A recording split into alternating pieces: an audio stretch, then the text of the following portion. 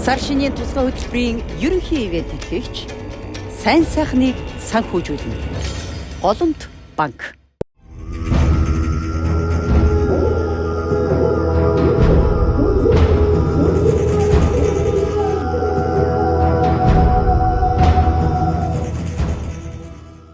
Сайн байцгаана уу эрхэм мөндөд үзэгчдээ. Монгол телевизийн цагаан сарын тусгай дугаар үзэгч та бүхэнд хүрч байна. Өнөөдөр бид Монгол улсын зам Бун баярын гэргийн хатагтай одон тонгологтой ярилцахаар урьлаа. Сайн байна уу? Сайхан шинэлж байна уу та? Сайхан шинэлж байна. За энэ жилийн цагаан сарын хөнгөтэй сайхан гарч байна гэж та ер нь хэрхэн яаж шинэлдэг вэ? Цагаан сарын баярын үрээр одоо өөрийнхөө болон нөхрийнхөө гэр бүлийнхнийхээ эдээ ундаа хувц сунар гэд бэлтгэл ажлыг бас хангах гэдэг их завгүй явдаг бах та. За бүгчүүд бид нарын гэр бүлийн одоо баярын онцлог гэж бас байна. За жид жилийн цагаан сарыг бол цагаан сарын барилдаанд одоо битүүний өдөр барилдаад нэлээд орой тарж ирдэг. Тэрний ард нь одоо бид нар нэг өглөөнийхөө одоо ширээ тавгаа засах гэж бүгч үзэж чадахгүй ингээд ардталт нь цагаан сарын бэлтгэлээ хийж байдаг. За ер нь бол жилдээ нэг 2 удаа баярладаг. Ер нь ягаад тэр улсын наадам цагаан сар хоёр бидний хувьд бол маш их ач холбогдол өгдөг, маш их чухал баяр наадам байдаг. Ягаад гэвэл Монгол бүгчүүд бол Монголын одоо үндэсний дархлаа болсон тийм ээ.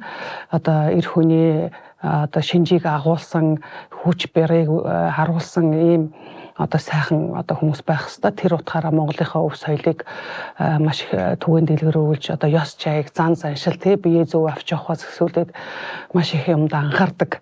За тэгэхээр одоо улсын наадмаар бол бэр хүчээ үзүүлж одоо ард түмнээ баясгаж дээрэс нь бол одоо бүтэн жилийнхаа наадмын бэлтгэлийн үр дүнгээ гаргах гэж ингээ баярладаг.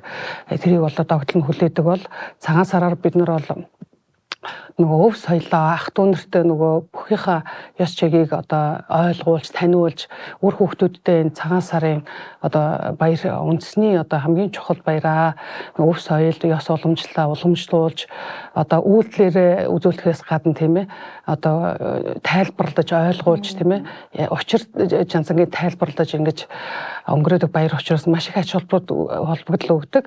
За мөн одоо дээл хувцас тэгээ ширээ засалт тийм ээ эрсэн зочноо огтож авах тэднийг одоо хүндэтгэж одоо гарын дээшээ харуулж гаргах энэ бүх юмд аюу маш их ач холбогдол өгч бэлтгэдэг.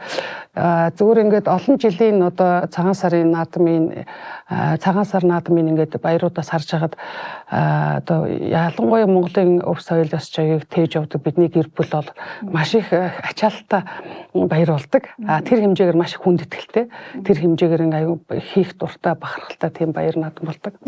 Цагаан сараар зочлын үлд дарагдах уу? Цагаан сараар ер нь одоо залуу бидний үеийнхэн болохоор ингээд залуудаа ерөөсөө нэг өөрснөө ахмад настай хүмүүсийн гэр бүлээр ороод тэгэл ингээд золгоол ингээд явдаг. Гэтэл бид нар бол 200-300 400 зочин хүлээж авдаг. Тэг яагаад тэгэхээр ингээд бас энэ дэр бол бас нэг Монгол бүх хүний тий өв соёл тээгч хүний нэг тийм юу байна, онцлог бас байна. Тэр утгаараа бид нар бүр яг суусан цагаасаа одоо тэр нөө олон жил тэмдэглэсэн шиг ууц идэ тавга маш их ач холбогдол өгч засаж баярладаг. Тэгээд тэр утгаараа хүмүүс ч маш их ингээд одоо бүх хүний гэрээ цагаан сарын баяр ямар байдаг юм бол гэсэн одоо бас сонирхсон маягаар маш их зочин ирдэг. Иргэн тойрны одоо орцны тийм ээ гудамжны хүүхдүүд хүмүүс маш бас их ирдэг. Тэгээ ер нь бол хэдэн зуугаар ирнэ шүү зочдыг бол. Таны хань бол одоо бүхий удамтай удамж дамжсан тамирчин хүн одоо хоёр сайхан охиныхоноос нөхрүүдээс бас мөн одоо бүхий удамтай бүх хүмүүс байна. Тэгэхээр цагаан сарын баяр бол яалт арга байхгүй бас маш ач холбогдолтой бөгөөд их чухал юм баярт тооцогдож байна. Тэгэхээр таны хувьд анх хантайгаа хэрхэн яаж танилцж байв? Тэр үеийнхаа дурсамжаас ярил. За анх одоо зөндөл ярьдаг анх нөгөө оюутан байхдаа би одоо оюутныхаа амралт дуусаад одоо Улаанбаатар руу явах гээд онгоцны буудлын дээр очсон байсан. Манай нөхөр болохоор одоо нутагтаа нэг барилдаанд барилдах гээд хотоос ирж таарад. Тэгээ онгоцны буудлын дээр таарад тэгээд нэг минь тус мэдлцээ тэгээд өөр бас миний хажуугийн хүмүүст аав ээжтэй юм яриад ингээ өнгөрч исэн. Тэгэл ингээл онгоцоор зөөрөөл явсан. Тэгээд очиод байж исэн хичээлд орчод байж исэн чи араас манай нөхөр гинт нэг өдөр ороод ирсэн манай оюутны байранд хайгаад. Тэгээ ороод ирсэн. Тэгэл манай дүүтэй хамт нэг Баянмөнх аваргын шонгор головт бүх байсан байхгүй юу. Тэгээ манай дүүгийн нөгөө дүүг хайж ирэнгээ манад ирэхгүй юу. Тэгэл ерөөсөө ирсэн цагаасаа ингээд өдөр болгоно ирсэрэж тэгээ сүултээ тэгээд яагаал одоо биеиндээ дасаал тий. Тэгэл би ч болохоор нөгөө бас огт дөнгөж яаж байгааг нь болох нэг анзаараагүй. Тэгээ сүултээ ингээд одоо найз майзтай гэж хэлж үзчихсэн тэр үедээ. Гэтэл одоо манай нөхөр шамтрахгүй явсаар аж тэгээд бид хоёр танилцсан да. Оюутны байранд л танилцсан. Оюутан багтаа.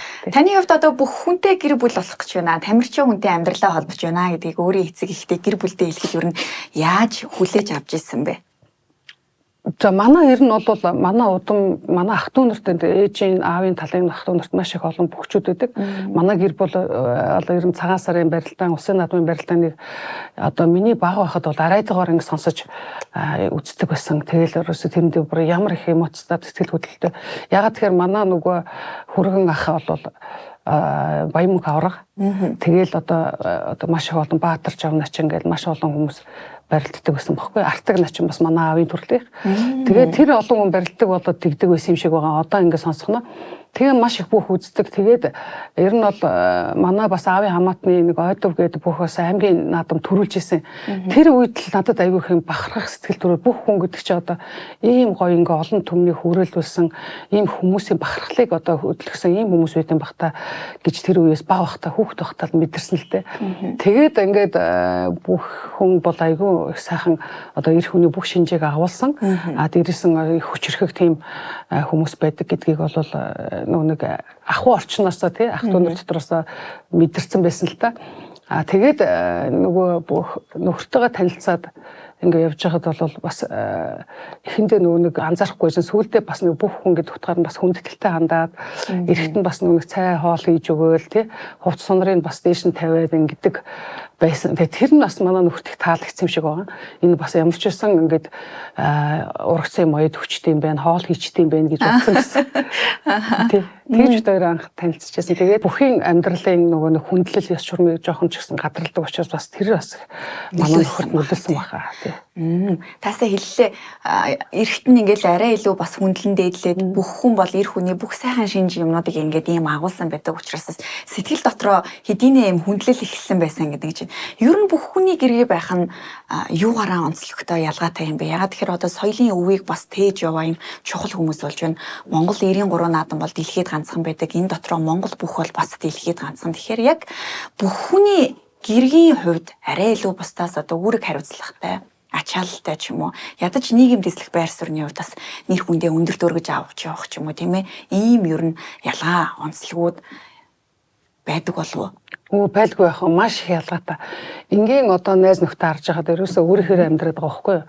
Тэгэхээр бид нар болохоор ингээд хүний нөгөө юугаар амьдраад байгаа нөгөө амьдралаар ягаад тэр хүний ёс жайгийг яалтчгүй дагж байгаа тэр хүний арын тэр одоо юу гэдэг тэр хүнээр нь хоолоо хийлгээд хувцас угаалгаад одоо хүүхдээ харуулад байхгүй гэдэг ойлголт бид нар бусад эмэгтэйчүүдийг бодоход арай илүү дээрэс нь маш их ингээ хүндлэлийг хүлээж авдаг учраас их бахархан байдаг байхгүй юу ард түмнэр нь Монгол ямар ч бүхийг цолноос нь үл хамааран айгүй хүндэлдэг бүр тэр монголчуудын цуснд нь байдаг юм шиг байна тэгээ маш их хүндэлдэг учраас тэр хүндэтгэлт нь айгүй гоё бид нарт бас нэг амьдралаа ингээд айгүй гоё авч явахад айгүй ихтгэл үнэмшлэгддэг байхгүй юу бид нар бол бас олонний анхааралд байдаг ёс жайгийг тээж авдаг өв соёлоо тийдэг юм чухал хүнтэй суудсан учраас бид нар бас яг адилхан одоо тэр ёс жайгийн дээдэлж одоо өв соёлын хүндэтгэж яг дагаж дуурайж ингэж одоо нэг уламжилж авч явах үүрэгтэй гэдэг ингээд яг тэр амьдралынхаа үйл явцаас мэдэрдэг байхгүй юу тийм учраас ачаалттай үед маш их ачаалттай ингээ хүнээс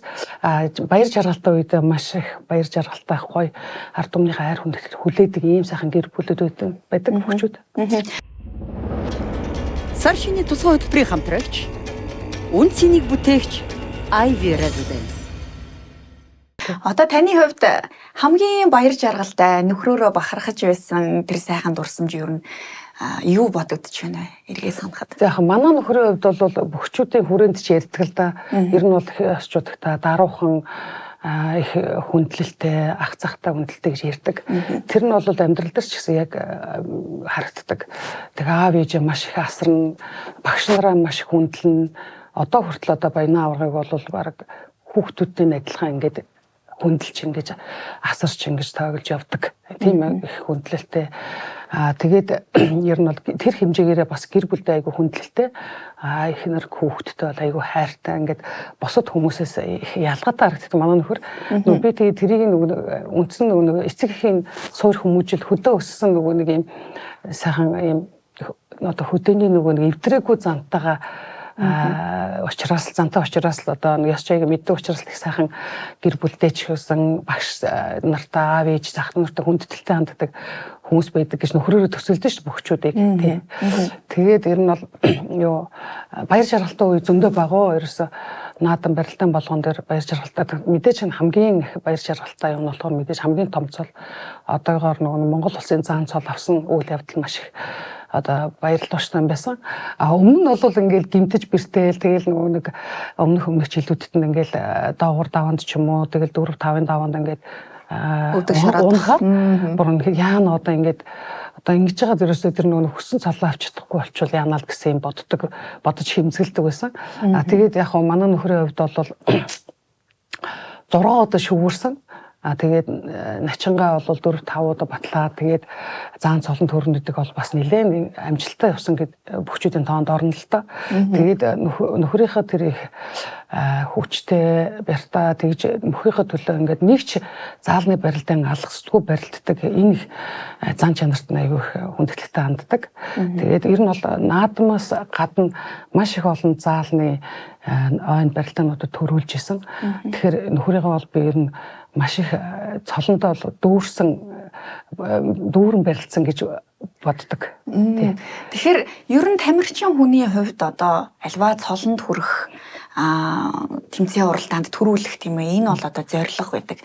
Яг энэ зорилгын ард гэр бүлийн бат бөх байдал, дэмжлэг, тэр сэтгэл зүйн доктортой байдал гэдэг зүйл өөрөө их чухал юм шиг байгаа юм. За яг хөө ингээд одоо ингээд өөрөө эдүү насанд эдүү хүртэл амьдарчаад ингээд эргээд харахад залуудаа ингээд нэг одоо нөхөр бэлтгэл гараад явчихна. Олон хоногор наадмаар ингээд барилдаад явчихад айгүй хямраад одоо би ингээд ганцаараа ингээд хүүхдээ өсгөж ганцаараа ингээд амьдрах байсан юм уу гэсэн юм бас хаяа бодогддог байсан баг. Тэгээд тэр бол нөгөө нэг амьдрал үзээгүй хүний л бодлолтой.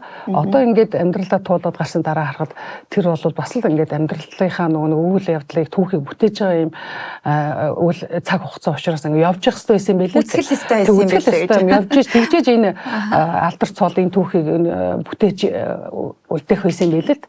Тэрийг бол яг хуу залуу байхдаа залуучууд ойлгодгүй. Тэгээ би одоо нөгөө залуучуудаа захиж хэлмээр санагддаг. Өнөөдөр тэр үеийн одоо хүндрэл бэрхшээлтэй ганцаараа байх ч юм уу тийм ээ ар гэрийг авч явах асуудал чинь бол тодорхой хугацаатай байдгийн шүү.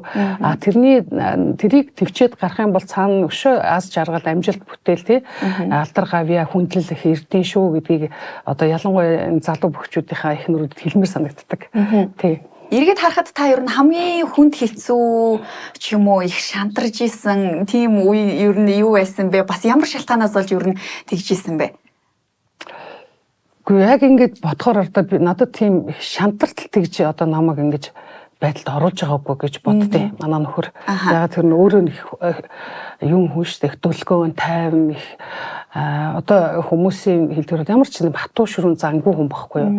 Тийм болохоор надад нэг шантрах юм, тийм хямрах юм байгаагүй. Зүгээр л яг хөвдөө өөрийнхөө яг энэ амьдралынхаа нэг явцад нөгөө хөөхт мөхт өвдөг ч юм уу нэг одоо юу гэдэг тийм нөхөр хөдөө гадаа явах ч юм уу тэр үед анх оюутан байхдаа дөнгөж суусныхаа дараа нэг бэлтгэл гараад нэг сар мараар ингэ явчихаар би ганцаараа ингэж амьдрах байсан юм уу боддог байсан. Тэр айгүй тэр үед л жоохон хямарч исэн баг. Тэрнээс бусд нь бол ер нь тэгэл яг туучаал явж исэн л да. Би өөрөө ч бас нэг тийм оюун зөвлөн нэг тийм хямрамтгай хүн биш л те. Ерөөсөө юмны ард гарна болон бүтэн би чадна гэдэг нэг юм магадгүй нэг багтаа нэг тэмцээн уралдаанд их ордог гэсэн учраас нэг тийм юмны давж гарах тэмцэх чадвар бас илүү суудсан юм шиг санагдтыг. Тэгээд тэр утгаараа би ер нь амьдралдаа бүгдийг ингээд өөрийнхөө аваа явсан.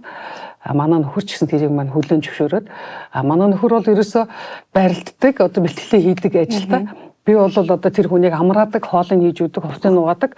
Тэгээд одоо хүүхдийг нөлөөлөхгүй одоо унтуулж амраадаг нэг тийм юунд орсон байсан нэг хэсэг. Ер нь бол эд барьж байгаа үед нэг сайхан 50 амгалан байлгах юм. Тэгээд улсын наадмын бэлтгэл гараад ирэхэд нь ингээд нөгөө нэгдүгээрт ингээд аягүй гоё ингээд амраад ингээд хоёрдугаарт ингээд булчин шүрмсэн ингээд чангараад гуравдугаарт ингээд харлаад хүрлийгээд ингээд ороод ирдэг байхгүй. Тэр үед нь аягүй сүрдмэр. За энэ хүний энэ одоогийн хэлээр форумд нь орцсон юм шиг форумд орчод ирсэн байдаг юм шиг. Тэгээ тэр үед нөгөө ингээд ойртохоос ч ингээд эмээдэг тийм болчтой юм билээ. Яг тэр нөгөө за би ингээд ойртож болохгүй шүү. Энэ хүний одоо энэ байгаагаар нь ингээд барилдуулаад ингээд нөгөө нэг цолоо ахиулах хэрэгтэй гэдэг ийм бодол тухай надад төрдөг байсан. Тэгэл би нөхөрөө бэлтгэлээс ирэнгүүт нэг өрөөнд нь тусдаа унтуулад хаалгыг хаачаад хүүхдээ уйлуулахгүй ингээд тусад нь авч унтаад тэгэл ерөөсөө зөвөр нэг ийм одоо юу гэдэг нэг тийм сүрч хавлантай санагдав. Тийм нэг сүрсэн тэр хүнээс сүрдэл ерөөсөө нэг ингээд хоолндын хийж хүүгээл ерөөсөө өдөрт хэдэн ч удаа хоолыг хийгээл ерөөсөө яг таваар нь байлгаал тэгэл улсын наадам дуусаад нөгөө нэг барилтайн дуусны дараа нэг тийм ингээд бид сул тавиад баймир санагддаг байсан байхгүй юу. Тэгээд би гэхдээ манай нөхөр нөгөө сэтгэл зүй аюу зөөлөнтэй учраас нөгөө наадмын барилдаанд унж мунаад гэхтэн би ерөөсөө чи унчлаа чи яагаад унчив те ямар муу барилдаа гэж хизээч хэлж байгаагүй. Яагаад тэр нөгөө нэг надад аюу тийм эвгүй санагддаг байхгүй юу.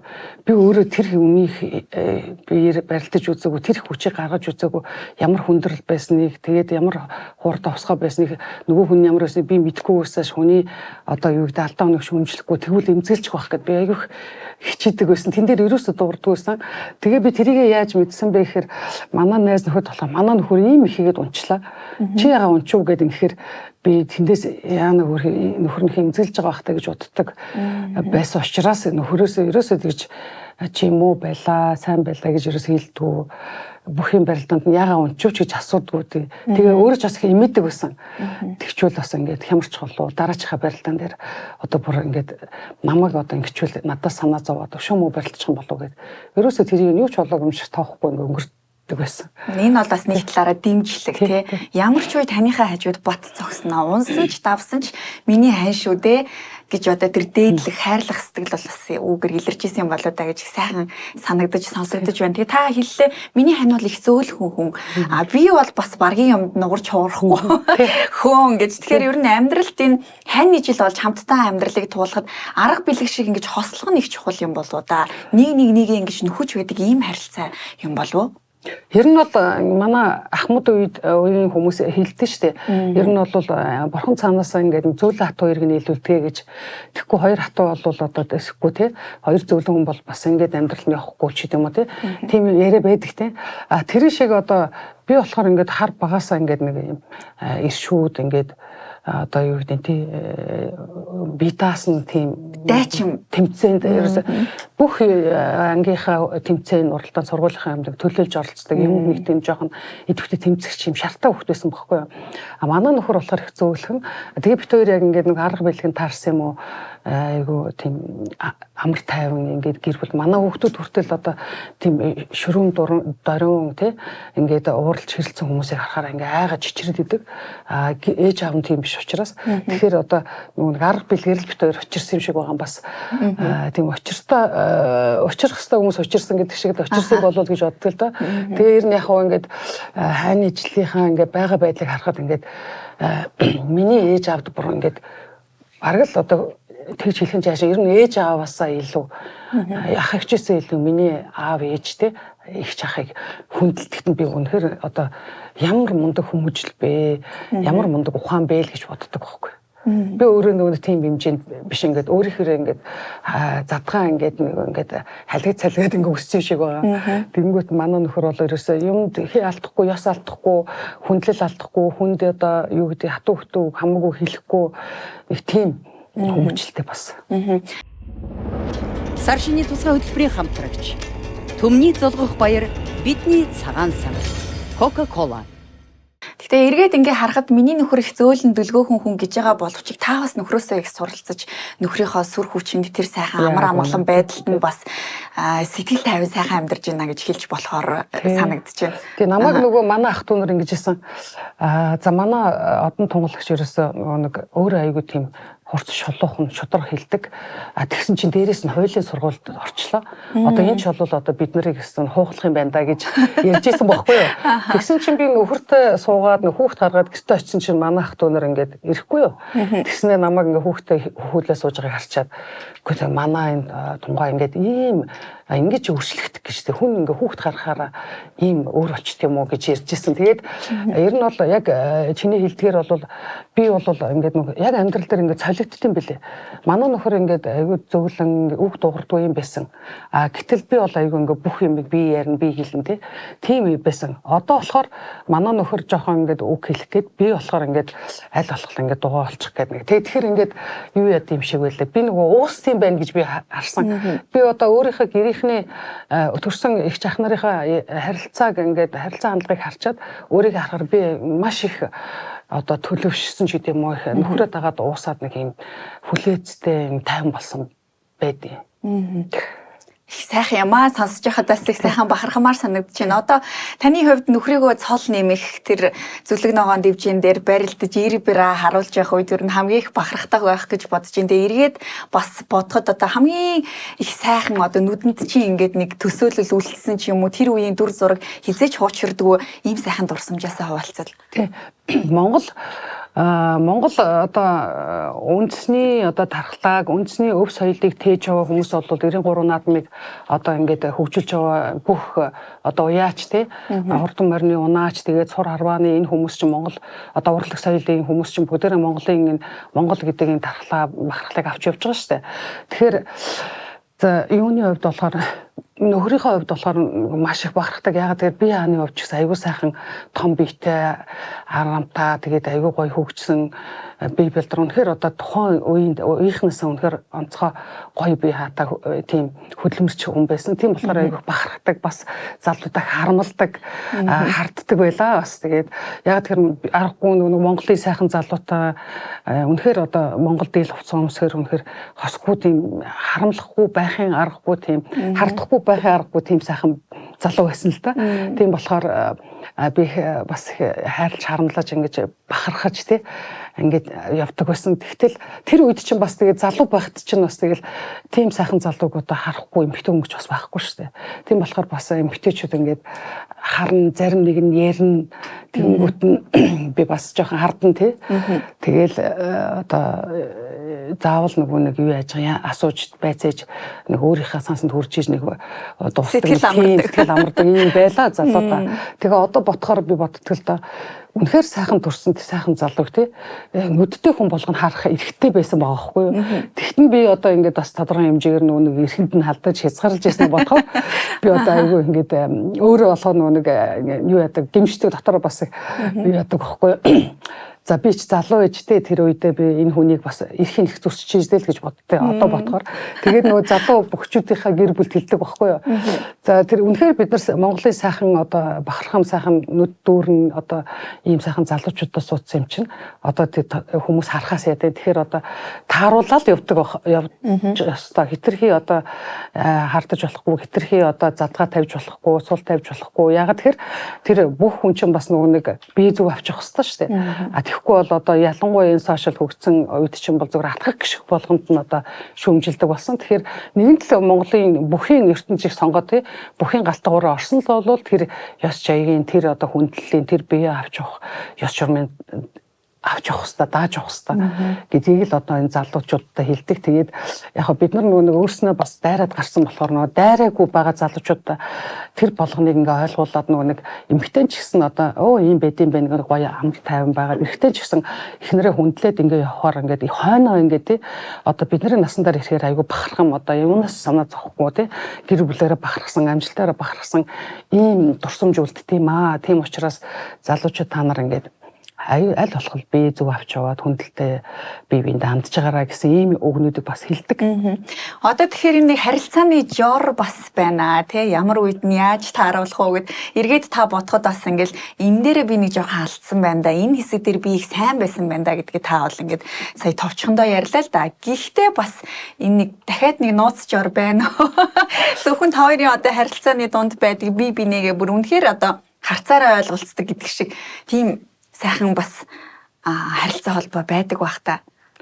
байна.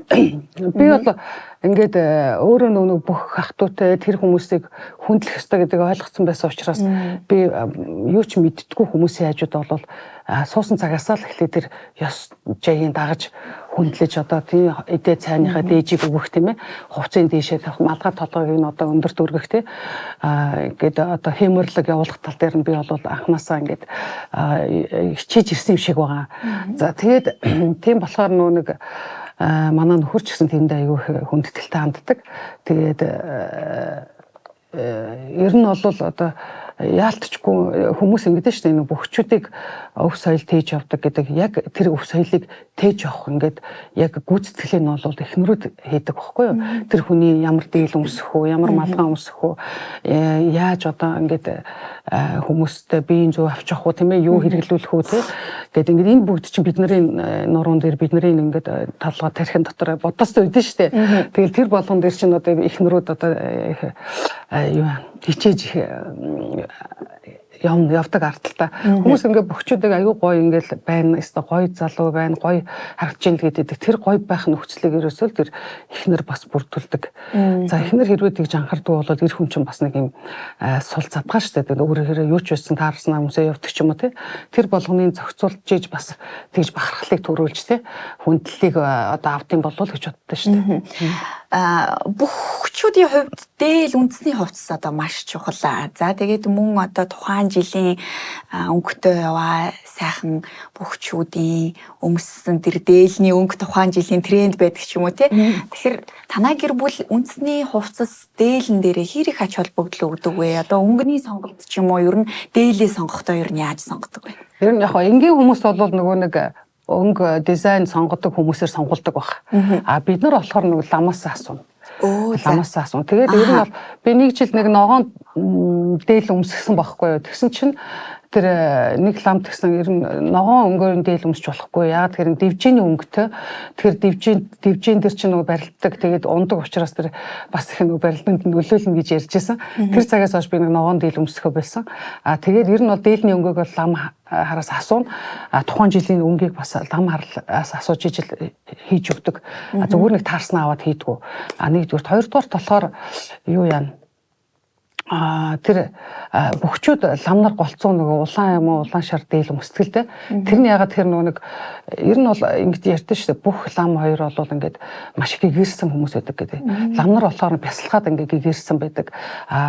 Юу бөхчүүд болохоор маш их өдөр болгон хөс гардаг учраас 9 сүв нэгдсэн байдаг гинэ. Тийм учраас ингээд айгүйх энерги ялгаруулж яадаг. Тэр энерги нь бас тэр сүвээр нь одоо ингээд айгүй амархан сэвтдэг. Тийм учраас нөгөө бөхчүүд нөгөө нэг ханц дотроо гараа барьдаг ч юм уу хүнтэй хамаагүй гараа барьдаг нөө барилтааны үеэр яг тэр минг голсон ч юм уу минг зурсан хүмүүстэй гар барьчих юм бол хэмээр энерги нь унцдаг ч гэдэг юм уу тэр утгаараа ингээд бөхчүүдийн тэр юу тухайн үеийн нэг дээл хувцсны өнгөнөөс их шалтгаалдаг бас шалтгаална тэр нь хэмээр яг тэр улаан өнгөнд ингээд нэг баргийн хүний нүд унаад ингээд одоо энерги алддаггүй гэдэгтэй хамгаалалт тулдаг л гэдэг юм л да.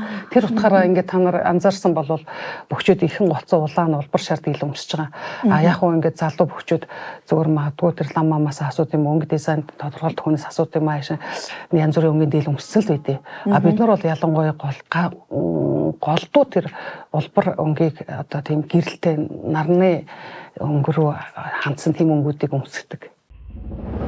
Сар шинэ тусгай хөтөлбөрийн ивент итгэгч ондоо чиний тал. Тэгэхээр одоо бас яг барилдааны явцад эд сайхан бэлтгэл нь ханчсан байгаа энэ үед баримтлах ёстой дэг жаяг их нарийн байх нэ тийм ээ. Тэгээд нөгөө монгол хүн бас амны бэлгэрээ гэдэг бас сэтгэлийн амтан гэж бид нар чи ярьдаг. Яг тэр бэлэгдэл өөрсдийн дотор бодож байгаа тэр сэтгэл зүгээрээ бас альва асуудлыг давж гараад ах шиг. Тийм. Тэрийг би бас ингээд нөгөө би ч бас нөгөө нэг анхудаа амьдарч байгаа гэдэг шиг тийм ээ. Анхудаа бүх амьдрал бүхэн ихнэр болонгуудаа манай нөхөр ингээд нөгөө бас нөгөө лам өвдөр өссөн. Тэгэнгүүт нь тэр ламын имийг аягүй шүт. Энэ нөгөө шашны им аягүй маш хэрэглэн. Тэгэнгүүт нь нөгөө юу яадаг. Тэр арц хүйж уугуулаад тий малгай юугаа ингээд ариулаад ингээд явдаг байхгүй юу. Тэгэхээр би бас тий цайныхаа диж өргөөрөө одоо ингэрээ гэдэгдэг байсан. Надад бас анхан шатны юм хэлээ штэ. Нөгөө аав ээжээсээ бөхчүүдээсээ сурсан юм.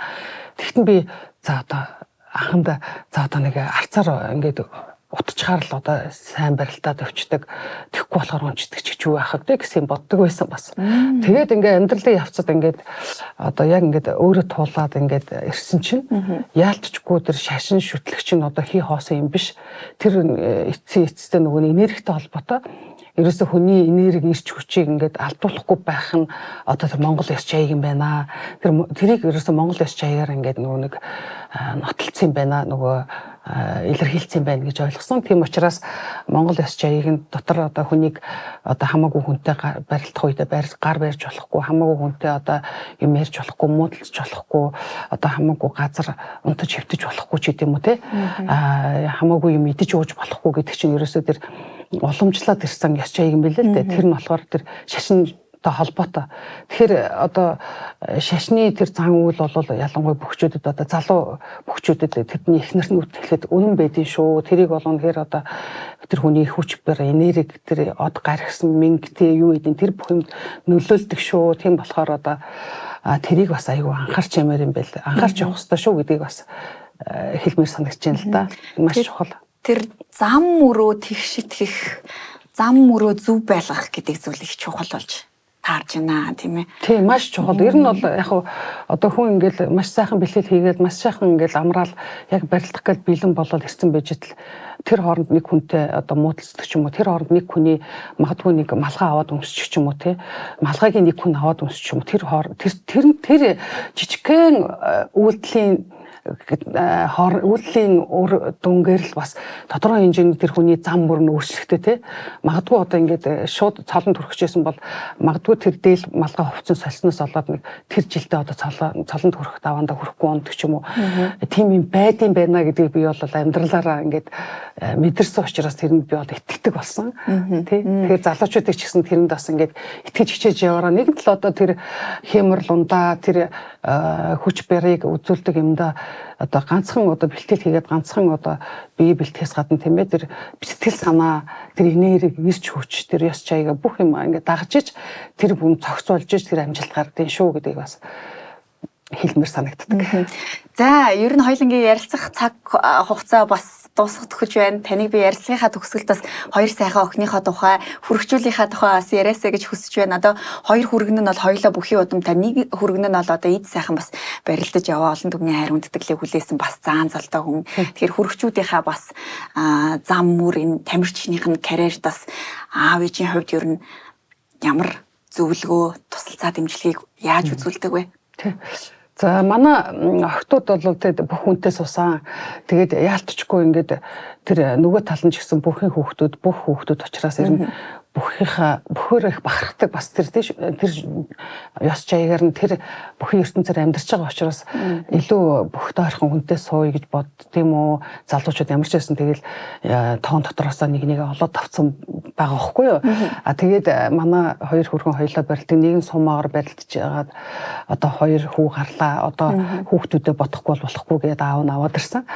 Тэгээд одоо энд ирсэн Монгол бүхээр бас барилдаж байгаа амар ялсан цогтой. За нэг хүргэн болохоор одоо Монгол улсын зам бүрв сайхан гэдэг байгаа. Тэгээ би боддгоо ер нь бол яг энэ бүхэн өв соёлыг төвөнд дэлгэрүүлж явна гэдэг бол айгүй учир жанцантай. Тийм болохоор миний охтууд ч гэсэн тийм ээ бүх хүнтэй суусан бас их ингээд Монголын одоо дархлаа болсон үндэсний өв соёлыг тээж явах юм бас ажиллаа үргэлжлүүлээд явах боломж бас гэж хардаг байхгүй юу. Тэгээ одоо манай охтууд бол яг тэр бид нэр ээж аавынхаа гэрт амьдарч байсан тэр аавыгаа яаж хүндэлдэг байсан тийм ээ яаж асардаг байсан барилдах үед нь яаж хичээдэг яаж аарын ард нь дэмждэг байсан тэр бүгдийг ингээд амьдралаараа ингээд анхан шатны мэдсэн учраас нөхрүүдтэй одоо ялангуяа бөхчүүдэд бол ар гэрсэнд ингээд артал болж явхад бол энэ их төхөмтэй байдсан байна гэдгийг бид тэр хүүхдүүдийн амьдралаас харж байгаа. Тэгээд манай хоёр хүргэн бол хоёлаа нөгөө бүхэн ертөнцид бас амьдарч исэн болохоор ингээд аавыгаа маш хүндлэн, багш нараа бас хүндлэн, ахыгаа хүндлэн. Тэгээд ерөөсөө одоо наад захын гихтэл ерөөсөө дээр нь гарч суухгүй хаалгаар орсон ч урдаа оруулна аавыгаа. Одоо машинаараа явсан ч гэсэн аав эхлээд та хөдлөө би араас нь явна гэгүй миний хөө чи явах хэрэггүй гэд ингээд авталт нь заавал хүлээж явна гэд ингээд энэ бүгдийг ингээд хараал сууж захтай айгүй бахархдаг байхгүй юу. Бид нар бас л их сайхан хувь тавилантай хүмүүс юм байна. Бас их сайхан одоо юугаар тий амьдралын хэв маягаар амьдарч байгаа хүмүүс юм байна. Энийг миний хүүхдүүд үргэлжлүүлээ явж байгаа нь ямар бас их хувь заяа вэ гэж боддог. Тэгээд манай зээнэр ч гэсэн одоо ингээд яг бүхийг бол үнэхээр нэрээ бас яг ингээд яалтчгүй одоо хоёр өвөө нь одоо өвөө нь одоо улсын занцолтой аавга нах зах нь улсын занцолтой болохоор яалтчгүй ерөөсөө одоо тэр бүхийг шүтээд одоо эрэгтэйчүүд нь бол барилдахын одоо ийм хоббитой болцсон. Тэгээ бүр ингээд бүх аймаг цэргийн цолтой бөхчүүд, улсын цолтой бөхчүүдийг овог нэрээ аймагтын хэлэн манай том зээ бол. Тэгээд ерөөсөө одоо хичээл сурахаасаа илүү баг бүхийн барилдаа үзэл явж явах дуртай нэг хүн байгаа.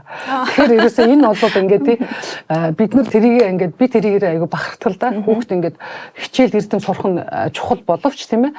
Тэр бидний ингээд амьдралын тоогон дотор гэр дотор болж байгаа процессор тэр хүн Монголын өв соёл дээл готл гэж юу байдаг, гэр гэж юу байдаг тийм ээ. Бүх хүн ямар байдаг тийм ээ. Ингээд үндэсний одоо өв соёл гэж ямар байдгийг яг ингээд амьдралаараа ингээд мэдрээд өсөж байгаа учраас энэ хүүхдүүд дахиад цаашаа бидний үргэлжлэл болоод Монголын энэ зархлаа болсон 93 наадмыг ингээд үргэлжлүүлээд явах учраас бас ингээд би бас бахархдаг. Ягаад тэгэхээр нөгөө хэрвээ бидний хүүхдүүд одоо авч явахгүй бол хэн авч явах юм тийм ангийн одоо гадаад дотоод сураад ирж байгаа хүүхдүүд бол эрдэнэ боловсрол анхаарсан хүүхдүүд бол бас байна. Тэд нар авч явж чадахгүй байхад одоо бидний хүүхдүүд бас энийг аваа явах хэрэгтэй. Тийм болохоор эрдэм номоос илүү бид нар ёс уламжлалаар тэр бөхөөрөө бахархах тийм ээ. Өв соёлоороо бахархах, аав ээжээрээ бахархах энэ юмыг аягүй чухалчилж анхаардаг. За танд их баярлалаа. Тэгээд Монгол бүхийн Монгол соёл уламжлалын энэ өв соёлын түүчийг ингэж сайхан залгуулж, удам мөхсаага залгуулж, Монгол бүхийн бас энэ хайр хүндэтгэл хүлээсэн энэ сайхан одоо замналыг өшөө цаашаа үргэлжлүүлж яваа танаа гэр бүлд сайн сайхныг хүсье. Бас их бахархаж байна. Энэ их буян заяа одоо энэ сайхан хувь төвөрөг гэдэг бол цаанаасаа утга учиртай, бэлгэшээлтэй байх учиртай болов гэж бодож байна. Тэгээд өнөөдөр бидний урилгыг хүлээн авч ин бидний одоо ярилцлагын хойморт тухлан саацсан танд баярлалаа. Дахин сар шинийн мэнд хүргэе. За баярлалаа. Тэгээд бүгдээрээ сар шиндээ сайхан шинлээрээ Монголын одоо бахархал болсон 93 наадам тэр дундаа үндэсний бүхийн одоо барилддаг одоо бөхчүүдийг түүний арга гэрийг одоо удамын залгаж яваа үр хүүхдүүдийн үеийн үед хүндэлж явдаг Монголын ард түмэн нэрэ бахархдаг шүү. Энэ бол Монголын ард түмний цуснд байдаг ийм хүндлэл, хайр, бахархал байдсан байна гэдгийг би бас ойлгодог учраас одоо ард түмэндээ бас баярлалаа. Цаашдаа ч гэсэн энэ өв соёлоо олон зуун жил авч явахын тулд энэ бөхчүүдээрээ 93 наадамаар хичээлж байгаа хүмүүсээ өв соёлоо тээж байгаа бүх хүмүүсээ дандаа дэмжиж, дандаа бахархаж яваараа гэж бас захимаар байна. За баярлалаа танд. Өнөөдөр Монгол улсын зам Бомбаярын гэргийн хатагтай Одон тунгалагтай ярилцлаа. Та бүхэн хөтөлбөрөө үргэлжлүүлэн хүлээн авч үзнэ.